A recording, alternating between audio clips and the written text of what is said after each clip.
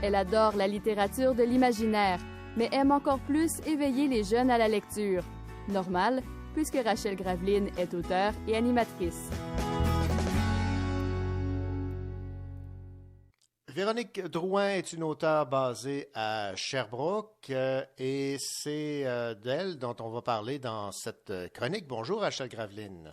Bonjour. Rachel, vous allez nous parler de la plus récente série de Véronique Drouin aux éditions Les Malins, Crave.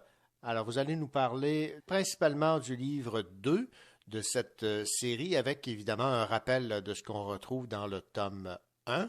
Et évidemment, qu'est-ce que Crave veut dire? Exactement. Alors, dans le fond, on commence par le premier tome qui s'appelle Thérapie Choc, dans lequel on découvre d'abord que Crave est en fait un centre de réadaptation pour adolescents anxieux et vulnérables qui se situe sur une île qui est reliée au monde extérieur par un pont.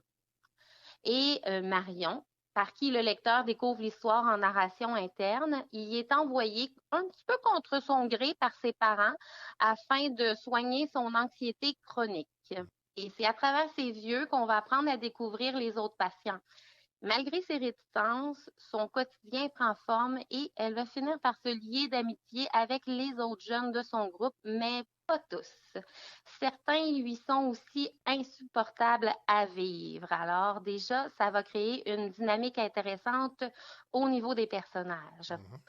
Lorsque un orage éclate, qu'une jeune naufragée est retrouvée sur la plage et qu'une panne d'électricité semble occuper tous les employés du centre, les jeunes adolescents vont en venir à se soutenir mutuellement et ce, malgré les querelles qui subsistent entre eux. Évidemment, il y en a qui vont prendre une direction un petit peu différente de l'entraide. Et la situation va continuer de dégénérer jusqu'à ce que les jeunes comprennent qu'ils font face à des phénomènes inexpliqués. Ça, c'est pour le tome 1. Dans le tome 2, qui se nomme Rémission temporelle, Marion va se réveiller au centre comme si rien ne s'était passé. Et pourtant, elle est convaincue que ses souvenirs sont réels.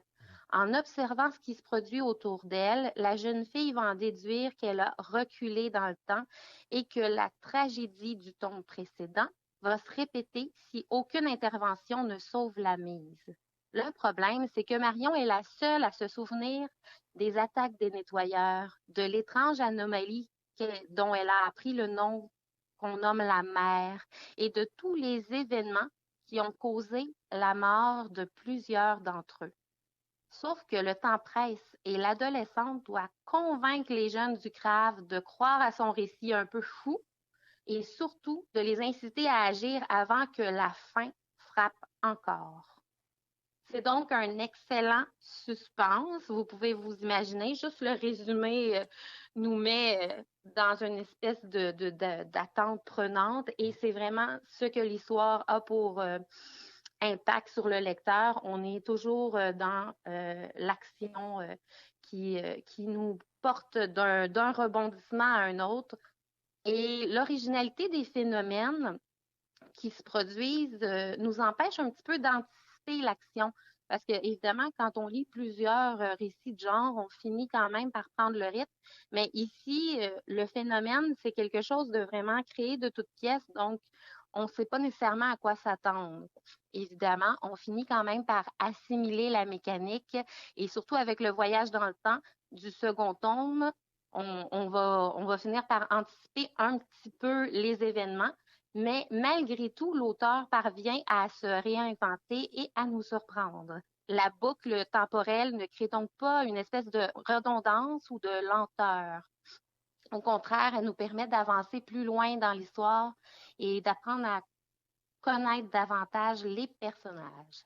La dynamique relationnelle des protagonistes est vraiment bien travaillée et c'est d'ailleurs un excellent ciment au déroulement de l'action parce que l'auteur a su construire des personnalités troubles, évidemment, puisqu'on est dans un centre d'adolescents anxieux.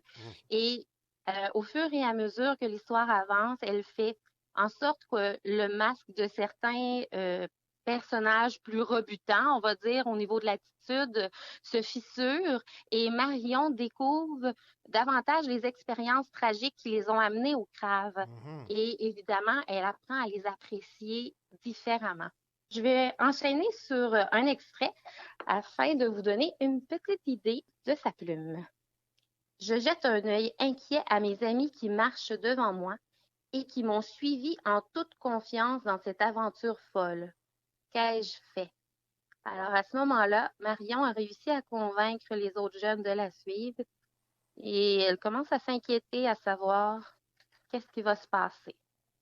Le bois s'éclaircit bientôt et nous entrons dans un autre champ. Cette fois, il s'agit d'une plantation de blé ou d'orge. Difficile de différencier les épis par cette température. Le vent se remet à secouer le paysage et transporte avec lui les échos d'aboiements lointains. Dans ce pré dégagé, les coups de vent s'intensifient, faisant ondoyer les hautes herbes comme les vagues d'un océan pâle. Cette barrière végétale nous ralentit et nous force à effectuer de grandes enjambées pour la franchir. Durant tout ce temps, les hurlements de chiens ne cessent de retentir et nous avons même l'impression de nous en approcher. Serena, t'es certaine qu'il faut passer par là? J'ai pas envie d'avoir un molosse enragé sur les talons. Elle se tourne vers moi et lève les paumes. Elle n'y veut rien, c'est le chemin.